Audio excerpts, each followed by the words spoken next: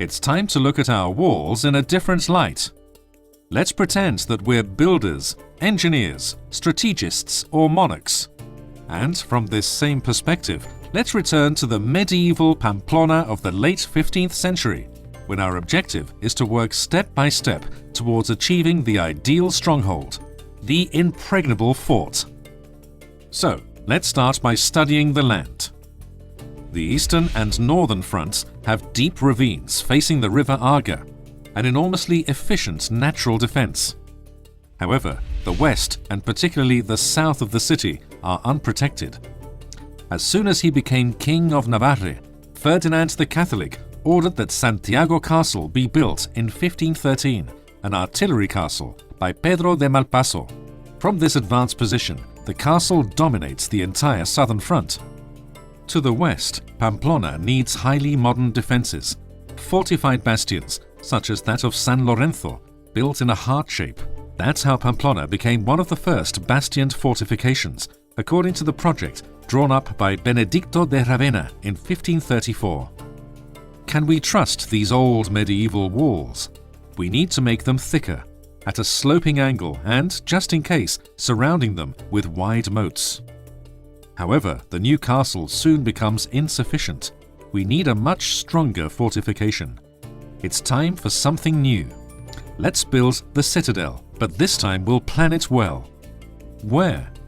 The logical answer is in the southwest corner, thus protecting our most exposed flanks.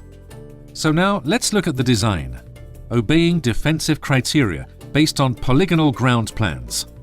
Polygons with more sides reinforce the angles and give us a greater number of defensive fronts. Too many sides require too many bastions, troops, and artillery. The perfect balance is the pentagon, which is why it was to be repeated for 3 centuries.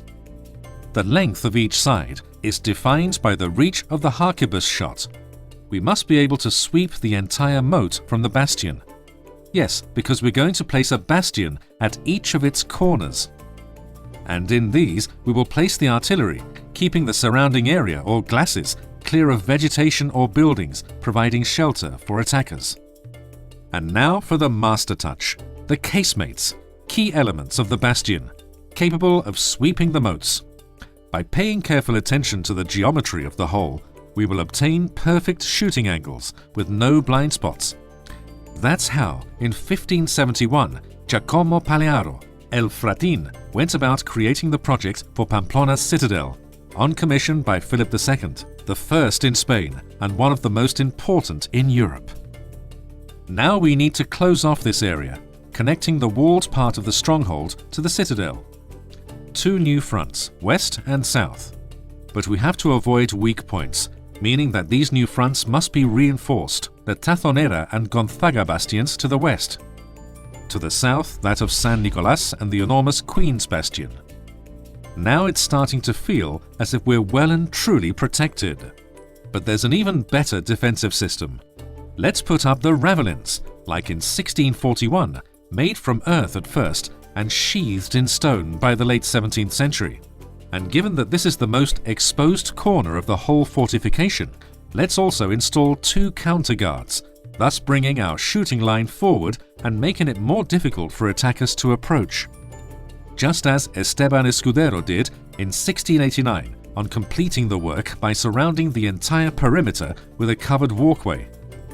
Our city is now a stronghold of the First Order. And the entrances to the city mustn't jeopardize the safety of the walled area. We'll keep them under constant observation. Doors, drawbridges, and portcullises that close when an iron gating is lowered. The moats must hinder the attacker's progress, but not that of our troops. We have therefore built entrances and stairs, and wooden bridges that we can destroy in case of attack and by which no one can enter without being seen. Our walled area seems safe, but we're now faced with new challenges. Strategies, such as that thought up by the Frenchman Vauban, permitting assailants to approach in zigzagging trenches, attacking the blind spot at the bastion bisections and crippling the defences with their artillery, mortar shots into the fort, ricochets from their cannons, sweeping the covered walkways. We have to do something. To start with, we'll build cavaliers on the most exposed bastions, achieving a new, higher order of artillery dominating the terrain and keeping an eye out for potential approach using trenches. But what we need now is an expert in military engineering, someone who has learned his techniques of attack from Vauban himself.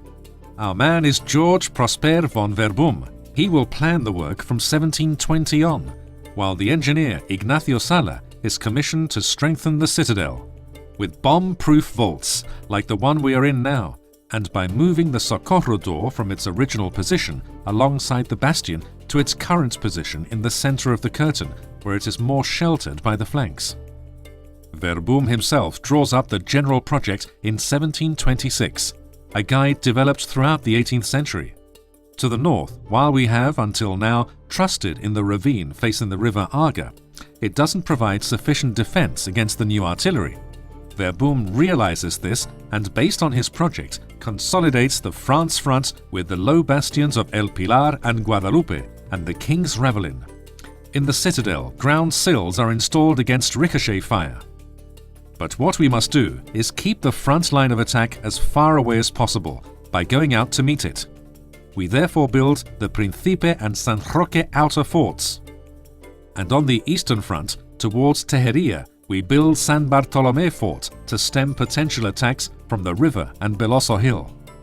The same one in which we now stand, the last important defense work built in Pamplona.